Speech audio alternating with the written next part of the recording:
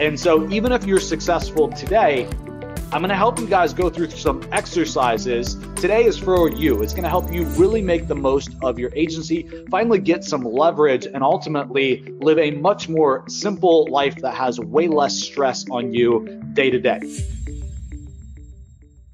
Welcome to Show Me the Nuggets, where each week Joe chats with world-class entrepreneurs to find out the key principles, strategies, and processes that lie behind their outstanding achievements. Now, your host, the no bullshit serial entrepreneur, Joe Troyer.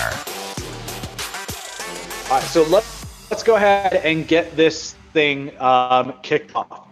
Ultimately, at the end of the day, I think that these are the core 6 things that you need to not only build a successful agency, but to do it and still have a life and still keep your head and not drive yourself crazy. So if you've already built a successful agency, know that this is for you today as well. So my last agency that I built and since exited, thank God I was able to sell. It drove me batshit crazy. I hated the business that I had built. And so even if you're successful today, I'm going to help you guys go through some exercises. Today is for you. It's going to help you really make the most of your agency, finally get some leverage, and ultimately live a much more simple life that has way less stress on you day to day. Because I see way too many people building agencies ass backwards, in my opinion. And I myself have been there and have done that. And I'm really talking to you guys from my lessons after building and buying and acquiring and exiting, being involved with multiple agencies, and me being in a position now helping agencies that I have a very unique perspective. I've been there, I've done that multiple times. I still train and help lots of agencies. And so I have a very unique perspective. And I don't say that to brag. I say that because I really do want to help you.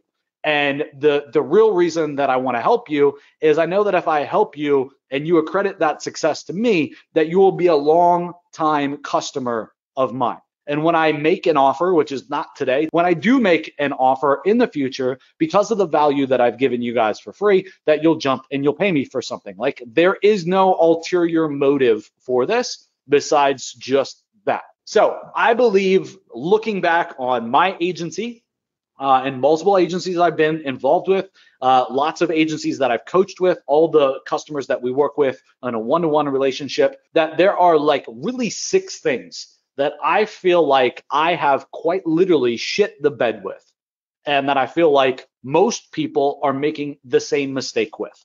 And you'd think after building, exiting, buying, training all these different agencies and being involved in such a crazy capacity that I myself would have learned this by now.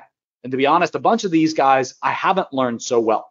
And these are hard truths even for me. These are hard pills to swallow. So I'm going to walk you guys through high level the 6 things. And I'm going to try to keep it as vague as possible, so that you guys can see all 6, but you also don't make assumptions on the 6, because you guys know what they say about assumptions, right? Makes an ass out of you and me. Come on, I gotta get the dad jokes in, all right? So first things first is, I know it's cliche, but guys, we gotta pick a niche. We have to pick a niche. The fact of the matter is if you're jumping from niche to niche, your team is quite literally cussing you out every single time you bring on a new onboard. Right? Because their expectations are different, the keywords are different, right? The output is 10 or 20% different, or 30 or 40% different. And if you're doing that multiple times, think about the stress and the variation that you're putting on your team, right? It's why factories have preset options and you can only use those options. They don't customize everything a million times because they know that their error rate would go through the roof if they didn't. Right? Take it from me, I've screwed the pooch on this one quite a few times, all right? So we're gonna walk through picking a niche, okay? And I'm gonna talk to you guys about what's important to me and why after picking a niche multiple times. All right, so next up, we're gonna talk about what I call the filter. At the end of the day, as an agency owner, I don't care if you're uber successful, I don't care if you're doing 10 grand a month or you just got started today, we are all spending way too much time talking with prospects that don't matter. If you've picked a niche, you're well on your way to only talking to the prospects that matter. but you're still probably talking to 70% of the market when you should only be talking to 20 or 30% of the market. So I want to help you guys build a quick filter in that you guys can use to right out of the gate, filter somebody out and know if they're a prospect, yes or no. And the goal here is if you're not talking with a prospect that can buy your service and be the damn good customer for you, that you cut bait. And what I mean by cut bait is you're like, yeah, thank you. It was so great to meet you. Have a great day. See you. Right? And you end the conversation that quickly. Okay. So we got to build in that filter. Next up is I want to talk to you guys about packaging and my takeaways of how I build packages and my packages and my service delivery, what I offer, what I include, what I don't is very different than it was when I first got started in this industry in, let's call it 2006 or 2007. Okay, so I want to walk you guys through my takeaways in terms of packaging. And if you're doing your packaging right, your customer success rate should go through the roof. Your customer experience should go through the roof. And your retention with your customers should be very long-term. So if it's not any of those things, chances are you probably have a packaging issue. And it could be like a chocolate vegetables issue. And what I mean by that is you got to sell the chocolate, you got to sell what customers want, but you also got to feed them the vegetables, right? Or they're going to be 400 pounds and out of shape, and you're not going to have a very good long-term relationship with them. Okay, so next up, number 4, now that we've went through the niche, the filter, the packaging, is we got to work through what I call the perfect case study. And this perfect case study is the thing that does all the heavy lifting. After you've picked your niche, you've pushed through people through a filter, you know the 30% of the market that you should be talking to, you show them this case study, and this leads to lay down sales. This is like if you had to perfectly engineer, right, a sales deck to just put it in front of somebody, a one-pager, and it would close 90% of the room, this is it. This is that perfect case study, and it has that ability, but most of you guys don't think about your case studies like that.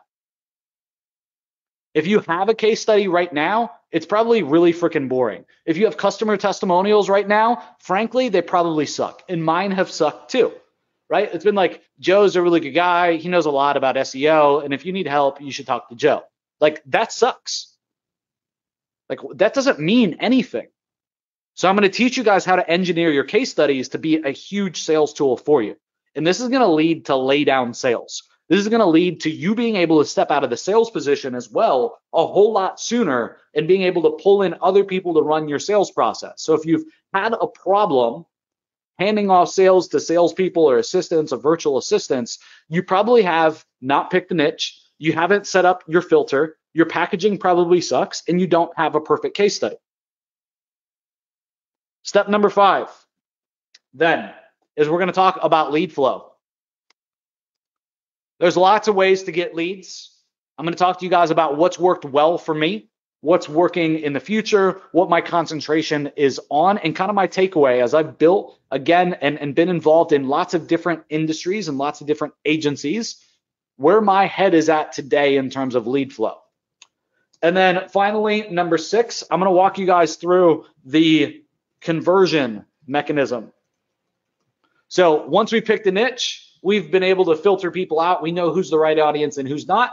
We've got our packaging set up. We've got the perfect case study, right? We got the lead flow set up. How do we finally convert them from not knowing us from Adam to a paid customer without some really long and lengthy sales process? Guys, I convert 7 out of 10 people on my one call close. Okay? And I've designed it that way. So I'm going to talk to you guys and walk you guys through how you guys can replicate and how you guys can do the same. Thanks for tuning in to Show Me the Nuggets. If you've been enjoying the podcast and find our content helpful, please visit our Apple Podcast page, hit the subscribe button, and leave us a review. Joe and the whole team have been working hard to bring more value to the show. Your feedback will go a long way in helping us make the show better and reach a wider audience.